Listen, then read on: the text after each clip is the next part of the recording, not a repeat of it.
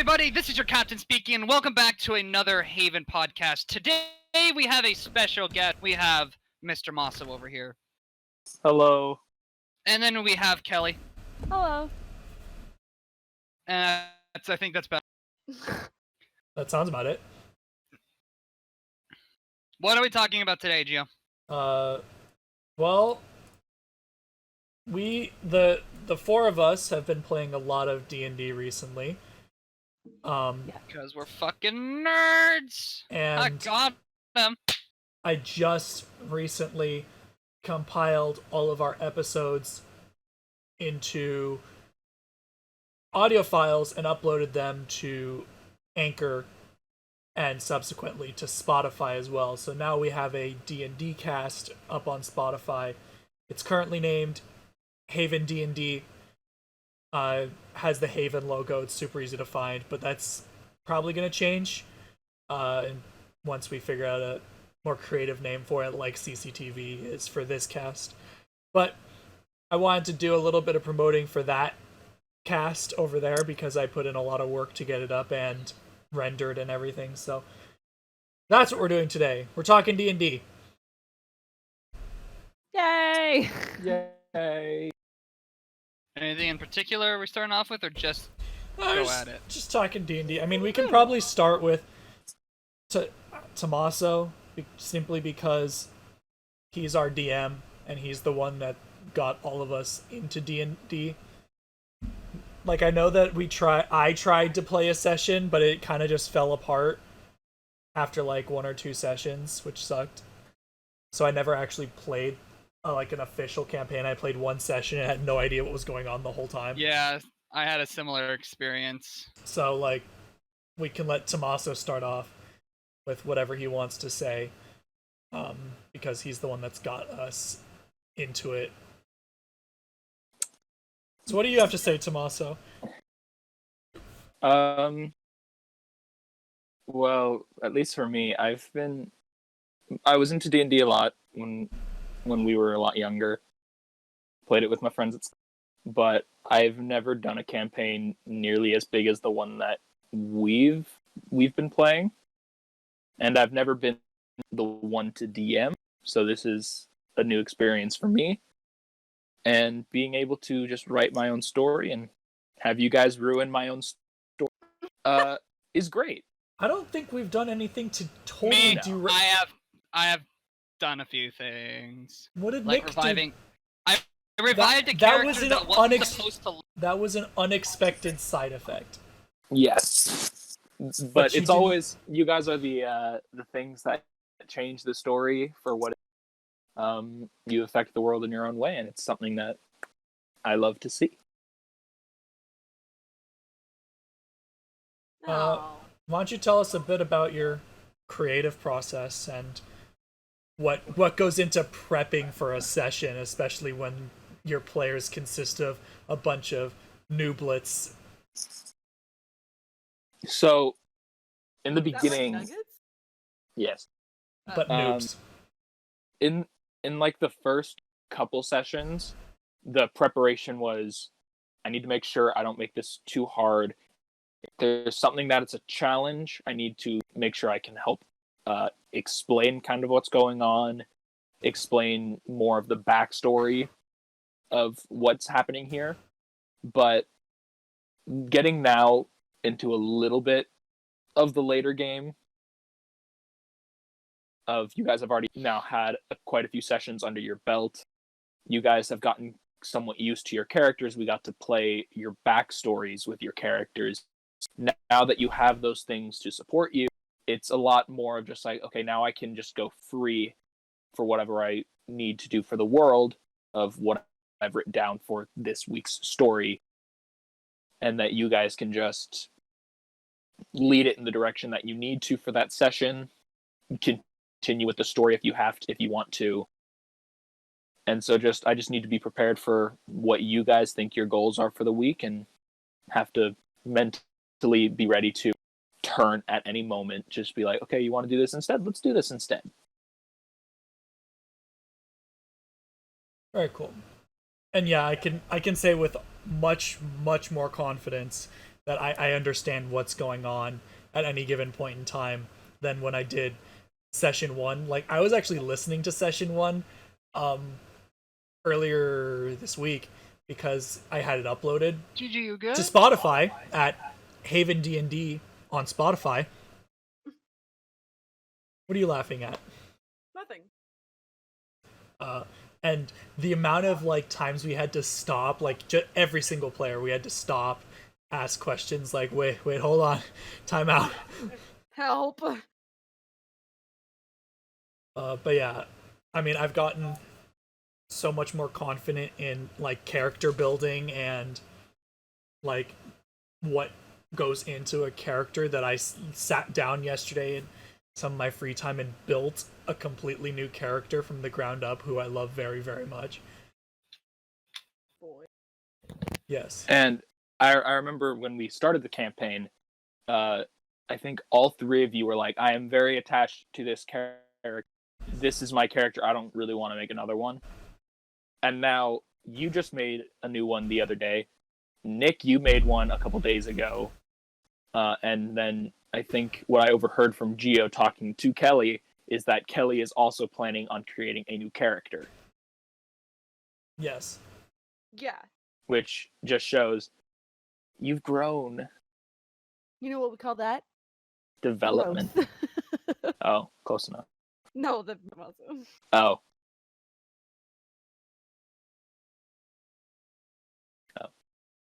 Yeah, I mean, a big thing for me was like I am a really visual, like if I'm not, actively doing like D gonna be hard for me to explain. But Kelly, you're a little quiet. Kelly, I think you because need I was to just turn up leaning your, over but to. I think you need to turn up your mic sensitivity. This happens all the time. But if I turn up my mic sensitivity, then you guys will hear Erlich all the time. Okay, then you just need to stay closer to your mic. Okay. So I think a big thing for me with D&D and with recording these podcasts actually is that I just sitting here and speaking, but like having to be engaged in what I'm listening to is really hard for me if I'm not doing anything else because like I can't just sit still. And so I was kind of worried like the first couple of sessions, I found myself like not tuning out, but like actively looking for something else to do while playing, and I realized it was like affecting my focus. And so like I was kind of worried. I was like, well, I mean, what am I going to do? Like I can't keep losing track of where we are. Like that's a shitty thing to do as a party member, but also like I am tired of being lost. And so like I had to figure out something that would keep my hands occupied so that like I had like an automatic task to do while I was playing D&D. And like once I figured out that that was like what was better for me, like I can actually remember my character stats like off the top of my head now, which is super cool because I'm able to focus a lot more now that like my idle animation is set. And so like I'm able to focus a lot more, and I got like as soon as I figured that out, I got like so much more into it. And like I got so much more excited about, like I was excited before because like creating characters is something that I do a lot anyway, but I was so much more like heavily invested in it because I could actually like really focus my brain, which was awesome. So yeah. And like I am also like really happy that cuz like for a while I don't remember who I was talking to cuz I don't think it was one of you guys, but somebody was, oh maybe it was one of my friends from high school. They were talking about they play D&D a lot. And they were like, "Oh, you should play D&D because you're a writer and like, the whole creative aspect and like creating character and dialogue and story." I was like, "Yeah, but like that seems more like acting. And while I do also like acting, I can't like, you know, it seems weird to not be able to control the story because I'm not the writer and like it just seems odd." And so I was a little nervous going into this that I would be like weirdly territorial over like the story, and I'm not. Like, and Tommaso's done such a great job, and I'm not. I am so much more comfortable in being a player in D&D than I thought I would be, which is really So I think that's Kelly should DM the next one. no. Kelly, we need to have you write. Yeah, that's a story. also your DM position's been replaced. No, that's Tommaso, I fine. am not gunning for the DM position. Please do not Wait. make me the DM. I think that was Kelly's application. Does the board No. agree? No, All in no, favor say aye. no, I don't want. I Aye? don't want this. No, Aye. Tommaso, please. Maso? I would say if Fuck, Kelly you said wants. I. You said I. What was I? Bitch! Tommaso. Um, No, I mean I would be willing to DM, but like it seems so. The way that I write is so disorganized that I feel like I couldn't pull it together every week. Like, I don't, but I guess I did for NaNoWriMo, but like, I don't know. I feel like I wouldn't be able to control, like, continuity would be nothing. Like, that would be like, it'd be like a new one shot every week because I would not be able to do it. I don't know. It seems like it takes a lot more, like, hardcore world building than I've done before, and so like, I would have to play like one or finish this campaign and play another before I was able to be like, okay, so this is maybe how it works, and then do like short ones. Like I feel like I couldn't just jump into it. mhm.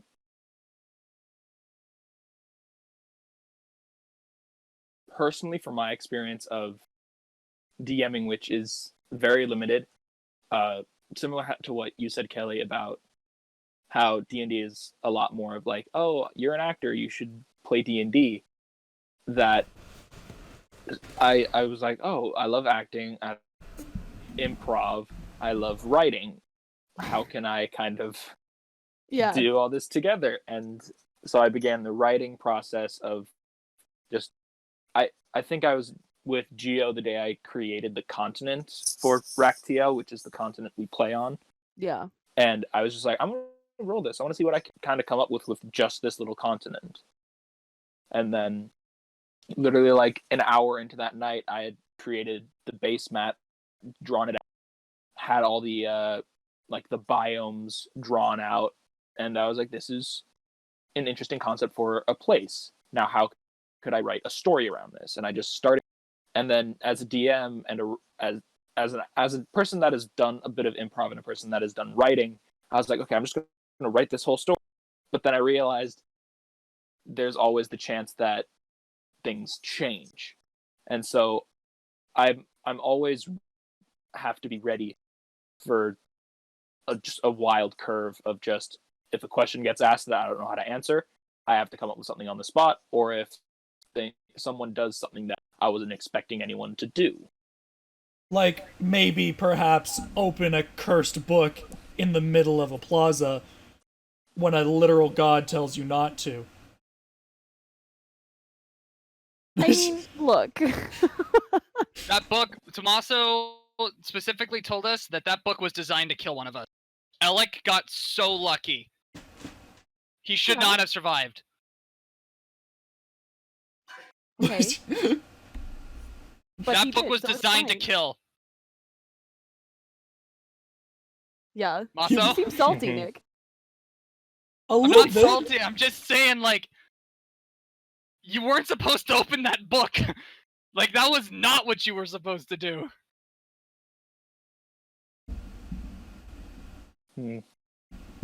Anyway, that's beside the point. But that's one of those little curveballs that Tommaso probably wasn't ready for. I was like, okay, because I remember the session before he opened the book, he said, I want to open the book, but Dim stopped him. And so I was like, okay, I'm just going to make sure I'm ready for the book opening. So I was ready, mostly. I was still shocked to have him do it, because it did give him information that was only going to be given either later in the game or when someone opened the book. Yeah. Either way. still a curveball. Mm-hmm. And I feel like when my friend was telling me that I should play D&D, they were like, "Oh, well, it's just like writing. You create characters and you create a world." And I was like, "Oh, that sounds cool." And then when I actually started, like, this was like several years ago, and I just kind of forgot about it. Like I just never really considered that I would actually ever play D&D. And then when I finally started actually making the character of Sierra, and I was kind of thinking like, "Oh my god, as the DM, you seem like I mean, you do have control of how it goes to some Mhm. extent, but like, you don't create like when I write things, like when I was writing Wild West or like when I was writing the Sun Lantern, like I created all those characters and I controlled what they did and what the outcomes were. Like as a writer, your plots and your characters can sometimes get away from you and it seems like they write themselves sometimes, but they do not actively rebel against what you have written. And like they don't argue with you. And so I feel like as much as I would love to write something like that, like I think it's very like just because you're a writer does not mean you could be a DM. It's valid. I know for the way that I like to write, I always, and I feel like most people that write, and I probably can guess that you've written this way too, that the characters make their own choices and that kind of develops the story. Yeah. That's at least how I've written my things, is I always give the characters kind of free reign of their own story, even though I'm the one controlling all of them. Yeah. And so it's just become just that. It's these people did their own story. But now the people that I've written for, like all the NPCs, are still living out their lives doing the things that they would do. But there are people that I cannot account for. Right. Because like I can guess, okay, Seer, Valark might be going to the library to try to find some knowledge. Cool, I can write that in. But I do not know if he actually will do that. Because I cannot speak for Nick's choices, Valark's choices. It's different, but there's a very large similarity. Yeah. Yeah, and like I think the like world building is obviously very similar. Because regardless of, what your characters do, the world itself is pretty static. I feel like you create the setting and the characters operate within that setting. I'm not very good at setting. So like I would have to work on.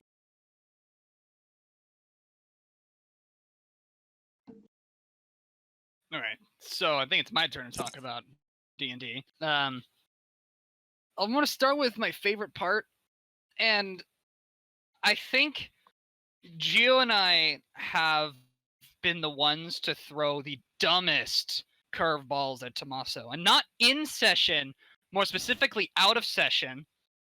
Remember when I got that ring that can store multiple things? As soon as that landed in my inventory, I texted Tommaso and I said, "Can I dump it all at once?" As it wasn't 5 minutes before I texted him a stupid idea to unleash a stupid amount of lightning onto someone. I had complete.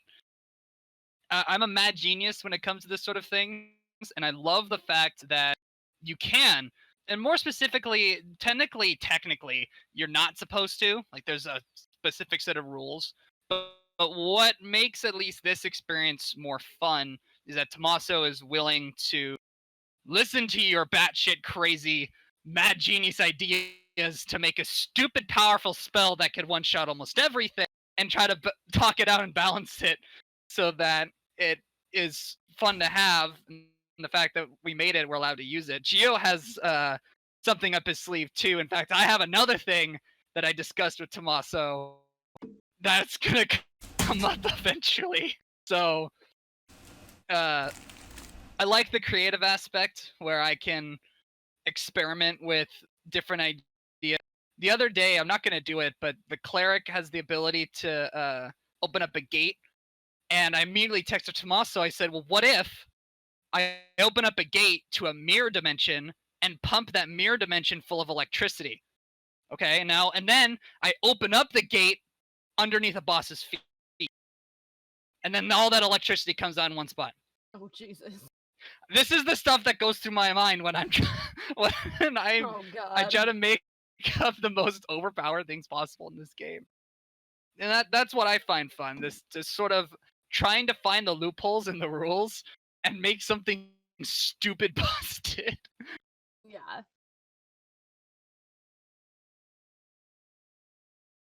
We're all My gamers. next- We're all like to try new things.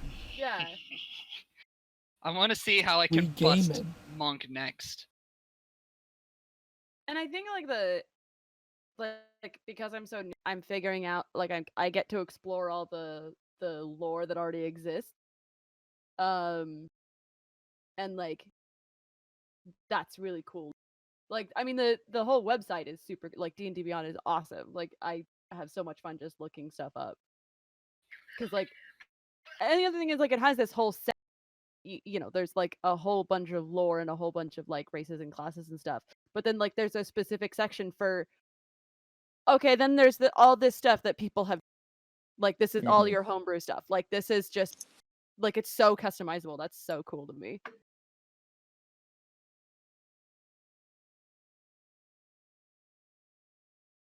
Well, I know for me, like I didn't know most of even the canon D&D lore, let alone the lore for Tommaso's campaign. And Yeah. so like a lot of it draws from official D&D lore, but which I had, like, again, I didn't know at all. But also just learning the campaign that we live in is super interesting. Yeah. And like Nick was saying, you know, thinking about ways to potentially bust a character and make it entertaining to play, and you know, you get really into it and it's loads of fun. Have you thought of anything like that, Kelly? Like, oh, what I can do these set of things to make Syrah stupid OP in a specific no, situation? I don't really understand. Like, I'm so unfamiliar with all the things that I can do right now. I'd rather get like really the things that I have. Well, it's not just like it's about the creative process. Like when I got the ring and I read that it can hold 5 charges, it didn't specify that I could only unleash one spell at a time. Yeah, it's like, So it's not like I was trying to break it. I just that was my first thought was that's a loophole. It doesn't specify that I have to do it one at a time. Mhm. Can I just dump all of it? And like another thing, like I created the bucket that I gave Dim, and it was supposed to just be a meme. It was just supposed to be a joke item that I gave. That it was, oh, you made a bucket. But because I wrote in the description of it that I can make any bucket of any size, Geo immediately thought of, what if I just make a very, very shallow but large bucket and turn it into a shield? Yeah. It's Yeah, very and, like, creative things. I feel like I could do, like, even with things that I've had since the beginning of the game, like Boris. I haven't used Boris for very much. Like, the only things he's done is check out the campfire that we saw that turned out to be Nick. And, like, eviscerate a gouge guy. someone's and throat out. eviscerate somebody.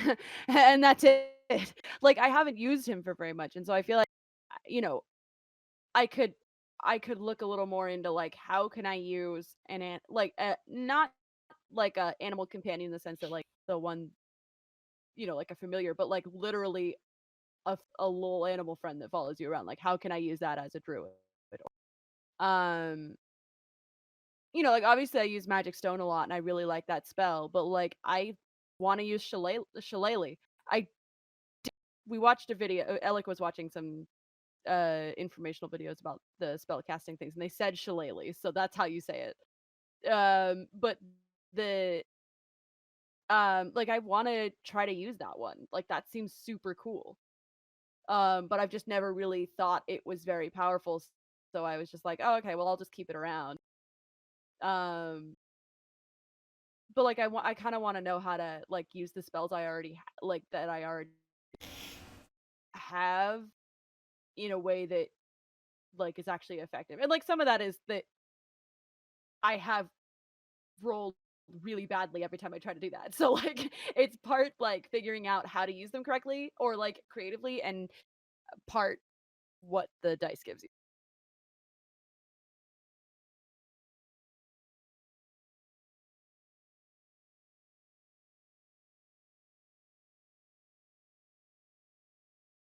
You Hello? might just have cursed dice. I mean, yeah, that's true. Except for the Yeti. But that wasn't a roll for it. That was just That was a that good. was Well, was I guess that's ingenuity. That true. was just thinking it through. That was a good decision that had that pretty much the perfect situation for something like that. The thing Yeah. running downhill toward you, incapable of stopping because of how big it is, so it had to go through all of the spikes Yeah. to get to us. I mean, it just that was, you know, very, very clever, and it worked out. So just stuff like that, and like Tomasa said, coming up with the being given a magic bucket and being like, well, what if I just made a really shallow bucket, a really tall and shallow bucket to make a shield? Yeah. And Tomasa just gives me this look like, huh? Would you look at that? And it's just, being clever with it, thinking about how can I use this ordinary spell and make it and use it creatively in a different situation than it's intended.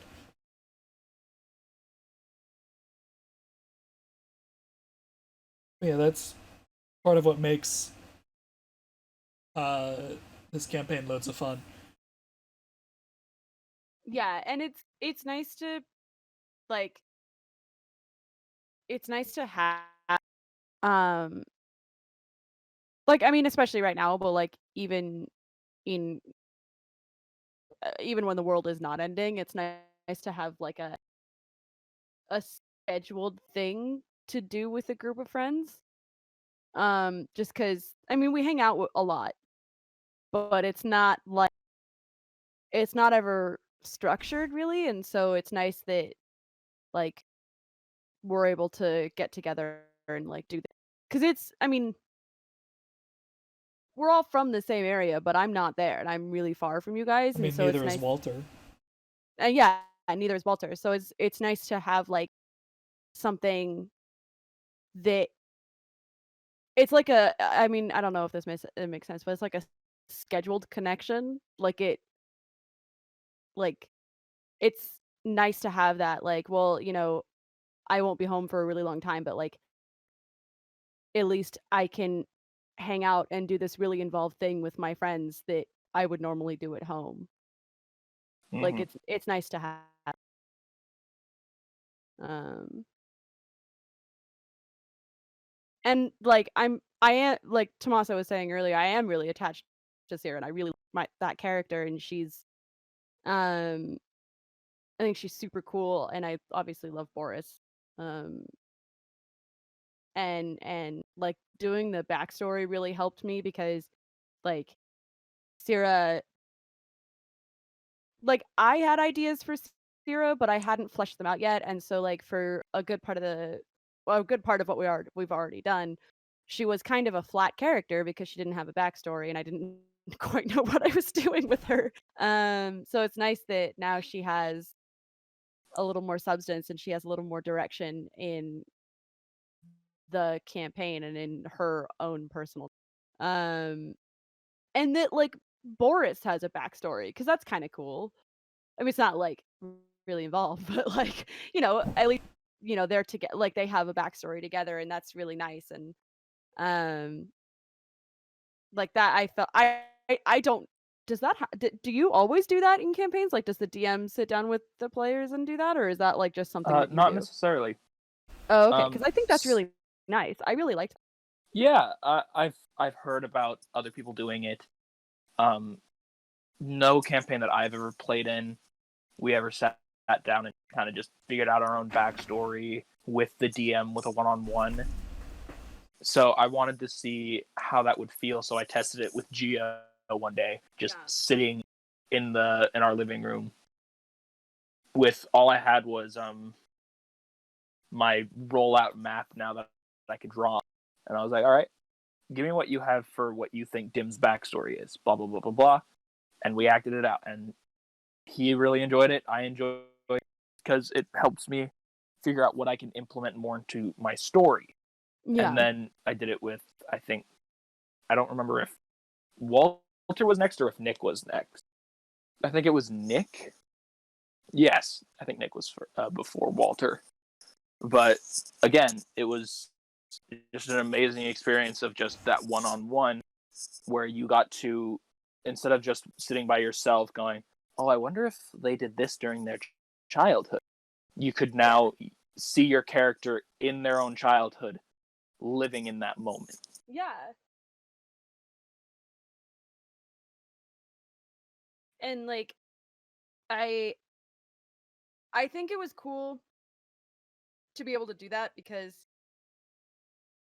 had I just written it myself, Sarah probably would have ended up very much like the character I was already writing at the time, which is not for D&D. But because I was already developing a character, I feel like they would have ended up really similarly because I had that character in mind anyway. And Syrah and the main character of the Sun Lantern are nothing alike. So it would have been really disjointed. So it was, I mean, they're a little bit alike, but like not in any important ways. And so I feel like it would have been really disjointed, but the fact that like, you know, it was a collaborative focus was awesome.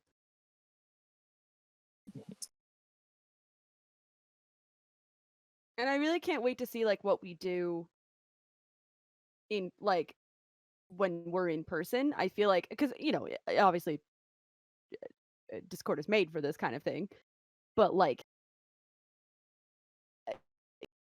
it seems like as great as it is right now, it's gonna be really really cool when we can like sit around a table and actually face everybody, and everybody can see when I buck up my stitches, like you know, but like Or we just throw dice at each other the whole time. Yeah, and you know, I'm the kind of person that wants to make an event out of everything. So like in my head, I'm like, okay, well, you know, we can switch off making dinners and it'll be this, and like I'm not gonna actually do that. Like I like like I but I can't wait to be able to, you know, it's not me rushing home from work to turn my computer on. You know, we won't have people, you know, we won't have people dipping out because of you know their phone rings or you know stuff like that. Like it's a lot more like it feels like if you're in person it's more reserved time, you know. So I'm super excited to see what that's like when we move. Another thing that we haven't really touched on yet that I really enjoy is because it's happened to, I mean, I guess all of the characters had this happen to them, but particularly Nick and I at this point, where Nick and I have come up with characters and concepts that, you know, by ourselves we're like, oh yeah, this is funny, this is a good meme, this is entertaining, but Tommaso has taken and incorporated into the campaign as major plot devices, and it's interesting to see those develop. Hey Kelly, you want to know what Archibald's full name was? Isn't it Archibald the Bald, the Bear, the whatever? Archibald the Bald, the Bard, the Bear. The Big. Yeah. The Big. The Big. Yeah. And how did you come up with that? It was a meme. My first ever sort of D&D session was called Honey Heist with a friend.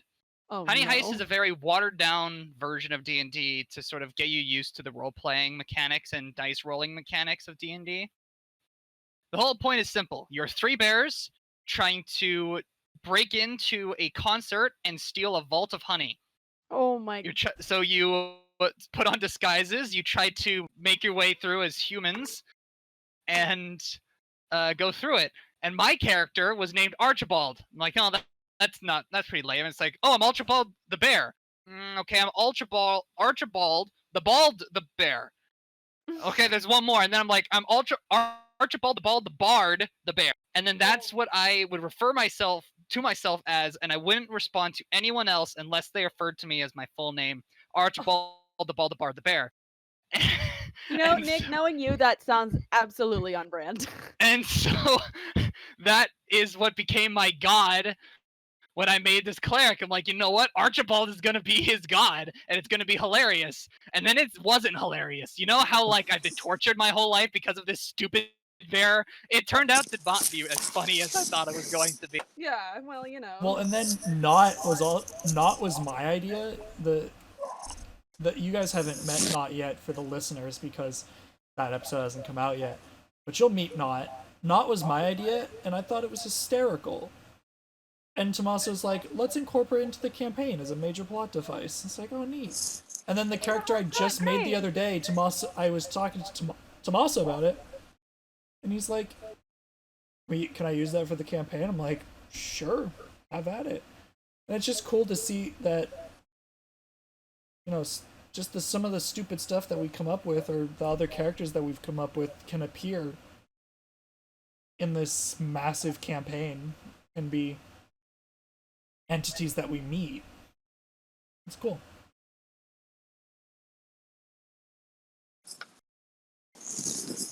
Or like I know Walter's not here, but Crush's hometown.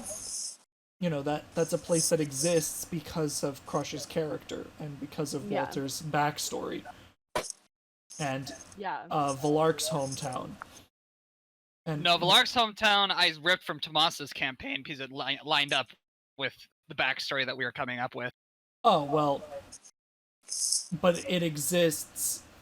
Its purpose changed because your character exists. Yes. It was just an abandoned town prior to Valark, right? And yes. So it was given purpose. Yes, it was given a much greater purpose. And like for Dim and Sierra, we're not necessarily gonna. Tommaso, your mic is very loud. Oh, sorry. For Dim and Sierra, you know, we're not necessarily gonna see their hometowns, but I'm sure eventually we will get to experience those as well, and you know, they exist because of Dim and Sierra. Yeah. And so the combination of all of our characters' stories, along with the map that Tommaso drew up, along with some characters, it makes a very, very deep and complex world and story that we get to play through and follow, which is awesome. Yeah, I find that really cool. And like I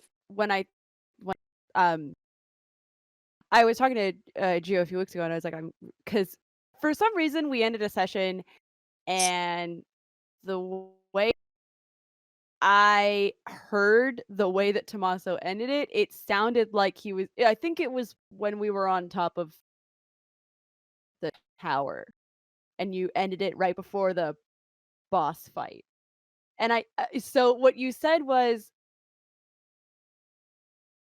we're gonna end it right before this last fight. And what you meant was of that tower. But what I heard was this is it. Completely disregarding the fact that like there are 16 plot points that we haven't covered yet. Like I don't know why my brain was just like, oh, that's it, you're done. Like, oh, we're all done. It's all done. And so I was so sad because I was like, wait, but I just got used to this character and I'm so attached now and I don't want to give it out. And Gio's like, what? Like, no, you're fine. It's okay. Like, and so I think like I was so like I can't wait to see what because we asked you and you were like, "Oh, we've got you're gonna be here for a while." Like, I'm so excited to see where it goes because, like, I'm, I know what we've seen already, and I can't wait to see what's new and what's coming. So, Someone's gonna fucking die. yeah, probably. Probably. Probably. Probably. I mean, the closest anyone's gotten to death was, I guess, Dim, but that we discussed after the fact that wasn't how that was supposed to happen. Yeah. Because Dim was actually in full cover and was supposed to take half damage on most of those attacks, but neither here nor there. I think the person who's taken the most damage in one hit is Grimald at this point. Yeah, probably. I mean, I did electrocute an NPC.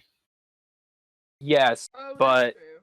I still think out of all from the last session, Grimald has now taken the most amount of damage in a single hit.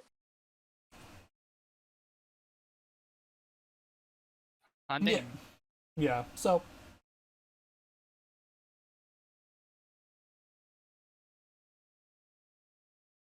Yeah, because I don't think he's taken 70 damage. No. I would die. Yeah, Grimald almost did. Grimald got very dire.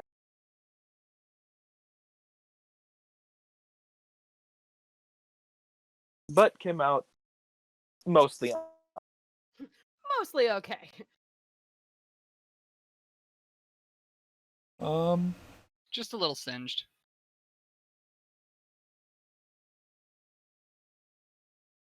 Well, what else? What else we talked about for D&D?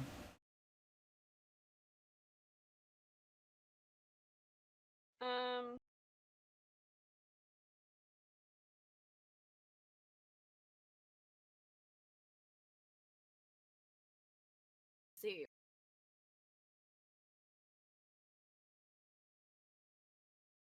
Check out the D&D cast at Haven D&D on Spotify, or on my channel, G10 Gaming, for the full video sessions.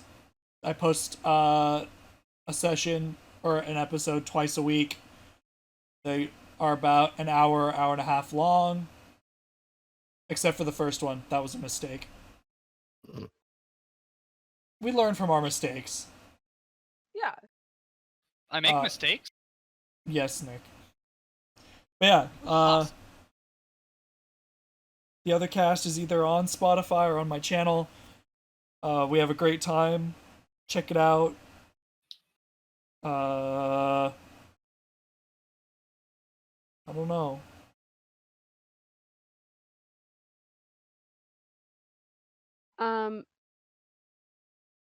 Oh, well, so we're thinking about doing if you want to like try out D&D, because You're right. if you're not sure, like you want to invest your whole thing in a campaign, but you kind of want to try it out to see if you like it. Kelly, you're far away from your mic. It's literally on my face. Then you need to turn up your volume, because I have you maxed.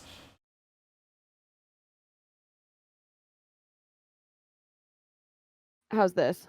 That's better. Okay.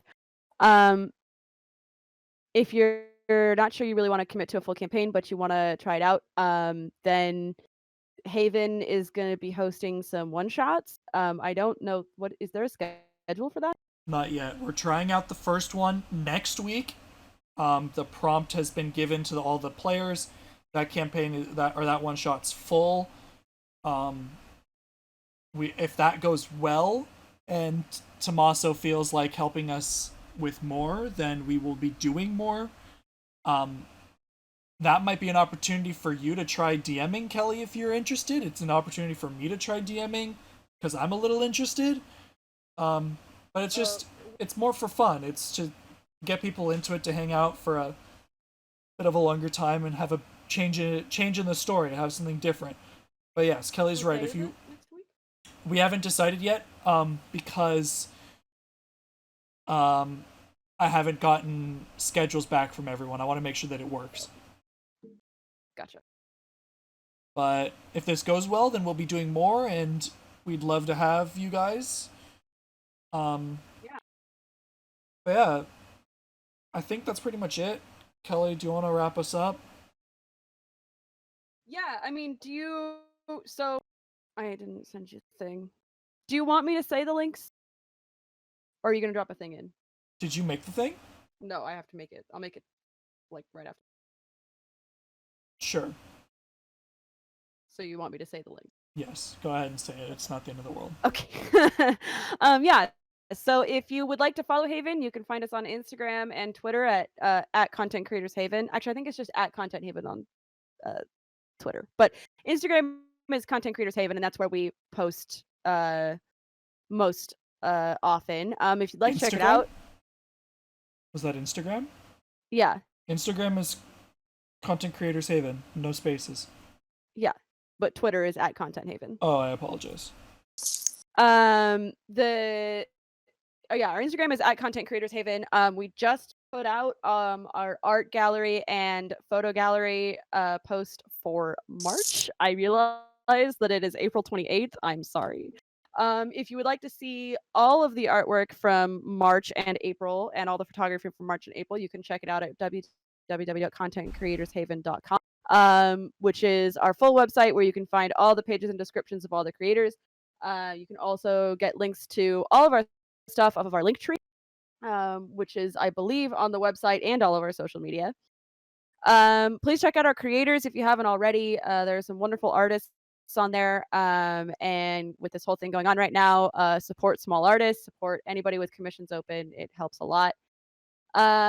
If you would like to join the Haven server, you can do so, or the Haven Discord server, you can do so from the website. We highly encourage it. Come hang out, try out the D&D one shots. That's super cool. Like Gio said, you can find the D&D podcast on his channel, his YouTube channel, which is at G10 Gaming. At G10 Gaming, it's just G10 Gaming. I don't know how YouTube works. And then you can also find it on Spotify. You can find this podcast on Spotify, Apple Podcasts, Anchor. Yeah. Thank you guys so much for listening, and we'll catch you all next time. Bye.